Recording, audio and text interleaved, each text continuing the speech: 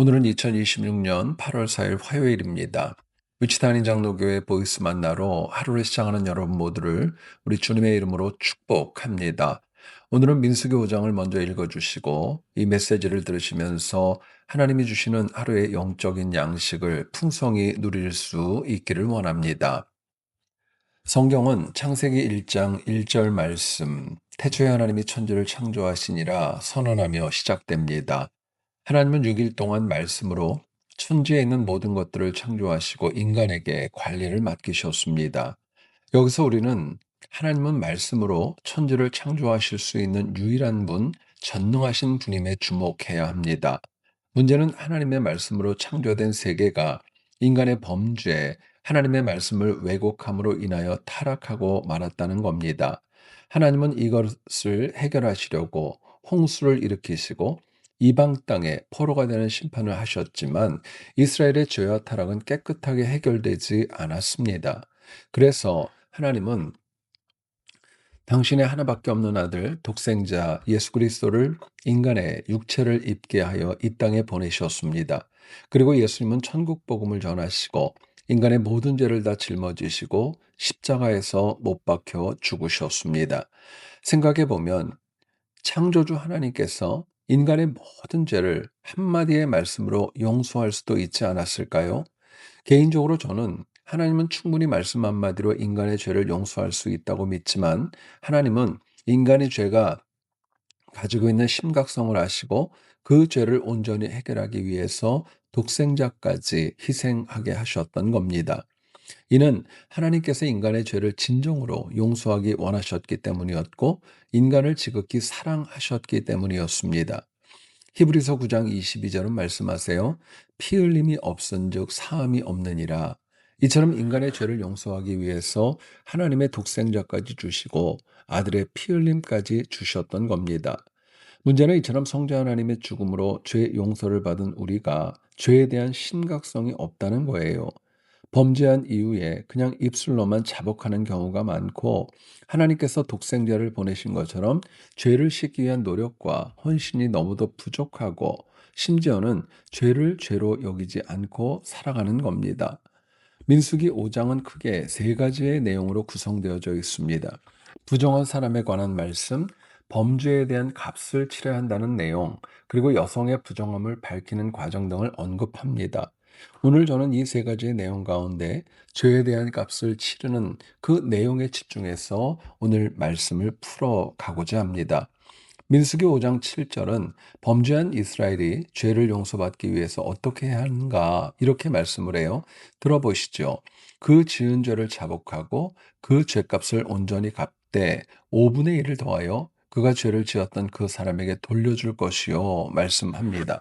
당시 이스라엘 백성들이 하나님은 물론이고 인간에게 범죄하면 그냥 말로 마음으로만 뉘우치지 말고 그 죄값을 온전히 갚아야 했습니다. 구체적으로 물건에서 범죄하면 죄값의 5분의 1을 더해서 내 죄로 힘들고 상처받은 사람에게 갚아야 했습니다. 심지어 민수기 5장 8절은 이렇게 얘기를 해요. 만일 죄값을 받을 만한 친척이 없으면 그 죄값을 여호와께 드려 제사장에게로 돌릴 것이니 이는 그를 위하여 속죄할 속죄의 수양과 함께 돌릴 것이니라 말씀을 합니다. 공교롭게도 죄값을 치른 사람이 없다? 그러면은 그 친척에게까지 갚아야 함을 강조하고 있습니다. 그렇게 죄를 갚아야 될 대상, 그 친척까지도 없다? 그러면 그 죄값을 하나님께 드려서 제사장에게 돌려야 했던 겁니다. 만일 범죄한 영혼이 제사장에게까지 가서 속죄하게 된다, 속죄 수양까지 함께 드려야 된다는 것 강조하는 거예요. 이는 범죄했다면 그냥 어물쩍 넘어가지 말고 반드시 죄에 대한 책임을 져야 한다는 것을 강조하는 겁니다. 아니, 더 정확하게 말하면 인간이 죄를 안 지을 수 없지만 가능한 한 죄를 짓지 말아야 되고 줄여야 된다는 것을 도전하는 겁니다. 더 정확히 얘기하면은요, 인간은 누구도 죄로부터 자유로울 수 없지만 그래도 자신이 범한 죄를 끝까지 책임져야 된다는 것을 강조합니다. 여러분, 오늘 우리가 살아가는 이 시대는 죄를 죄로 여기지 않습니다. 죄에 대한 해석조차 과거와 많이 달라지고 있어요. 무엇보다도 범죄한 영혼이 죄에 대한 책임을 지려고 하지 않고 단지 입술로만 사과하고 끝나기도 합니다. 그렇게 입술로만 간단히 사과하고 죄를 덮고 해결하려고 하기 때문에 죄를 지어도 전혀 거리낌이 없어지고요. 내가 저지른 죄로 인해 누군가가 얼마나 힘들어하는가 전혀 고려하지 않습니다. 그러나 죄는 반드시 기억되고요. 반드시 내가 책임져야 하기 때문에 죄를 죄로 인식했다면 우리는 철저하게 회개하고 그 죄를 해결하기 위해 최선을 다해야 마땅한 겁니다. 무엇보다도 우리가 범죄했을 때 남들도 다 그래, 별거 아니야, 괜찮아, 자신을 합리화하지 말아야 합니다.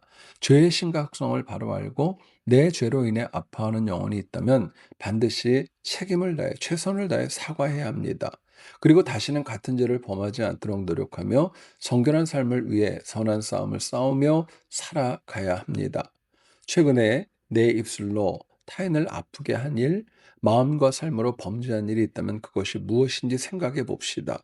특히 하나님의 말씀을 알고도 또 모르고도 범한 것이 있다면 마음을 다해 이조차도 돌이키고 회개해야 합니다.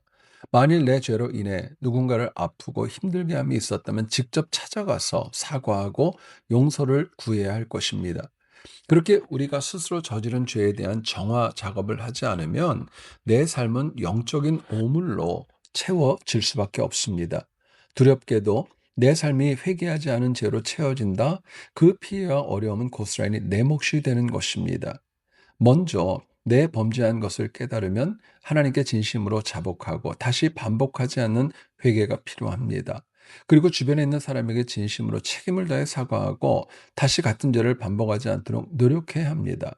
그렇다면 여러분 이 메시지를 들으시면서 가장 먼저 떠오르는 내 죄가 무엇이고 누가 가장 먼저 생각나세요? 물론 쉽지 않고 어렵습니다. 그러나 최선을 다해서 내 죄를 회개하고 책임짐으로 하나님께서 주시는 자유로움과 은혜를 경험하는 복된 하루가 되기를 간절히 축복합니다. 하나님 우리를 오늘도 말씀 앞으로 이끌어 주심에 감사합니다. 우리는 알면서도 또는 모른 채 범죄할 때가 너무도 많았고 심지어 내가 지은 죄가 가지는 심각성을 모른 채 합리화하고 당연시할 때도 많았습니다. 그러나 우리가 죄의 심각성을 바로 알고 내 죄를 위해 예수께서 죽으셔야 했음을 깨닫고 최선을 다해 죄를 줄여가는 삶이 되도록 은혜 주옵소서. 오늘도 우리가 누군가에게 범죄했다면 사과하며 돌이키게 하시고 책임지게 하시고 더 큰 하나님의 은혜를 누리도록 도와주옵소서. 오늘도 우리의 삶을 주님의 그 강한 손으로 덮어주시고 주의 피값으로 세우신 위치탄인 장로교회와 우리 성도님들 이 말씀을 듣는 모두의 가정과 인생과 자녀들 직장 사업터 위에 은혜로 더해 주옵소서. 예수님 이름으로 기도드립니다. 아멘.